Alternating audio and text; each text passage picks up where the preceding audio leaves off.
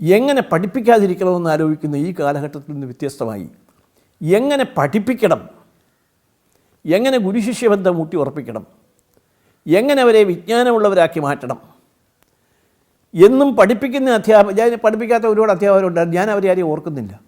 എങ്ങനെ എൻ്റെ മനസ്സിൽ ഏതാണ്ട് 62 കൊല്ലം കഴിഞ്ഞിട്ടും എൻ്റെ മനസ്സിൽ നിന്ന് മായാതെ നിൽക്കുന്ന അധ്യാപകരുടെ ചിത്രം എൻ്റെ മനസ്സിൽ വരച്ചത് അവരുടെ കഴിവ് കൊണ്ടല്ലേ. ഞങ്ങൾ തമ്മിൽ കൂട്ടുകൂടിയിട്ടല്ലല്ലോ, ഒരുമിച്ച് പുകവലിച്ചുകൊണ്ടോ ഒരുമിച്ച് കാപ്പ് കുടിച്ചുകൊണ്ടോ അല്ല, അവരോട് മിണ്ടിയിട്ട് പോലും ഇല്ലല്ലോ.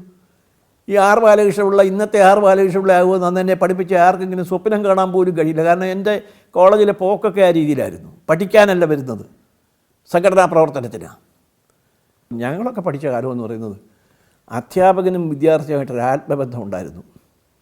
ഗുപ്തൻ നായർ സാറിൻ്റെ പുസ്തകത്തിൽ എഴുതിയിട്ടുണ്ട്, ഞാൻ പഠിപ്പിച്ച വിദ്യാർത്ഥികൾ ഏറ്റവും സമർത്ഥരും മാന്യരും ക്ലാസ്സിൽ നേതാക്കന്മാരാണെങ്കിലും മോശമല്ലാതെ പെരുമാറിയ 2 പേരാണ്. ഒന്ന് ആർ ബാലകൃഷ്ണപിള്ള, ഇന്ന് നിങ്ങളറിയുന്ന ആർ ബാലകൃഷ്ണപിള്ള, എന്നിട്ട് അതിന് കുറേ വിശേഷണങ്ങൾ അദ്ദേഹം എഴുതിയിട്ടുണ്ട്. മറ്റൊന്ന് ശ്രീ കെ പങ്കജാക്ഷൻ.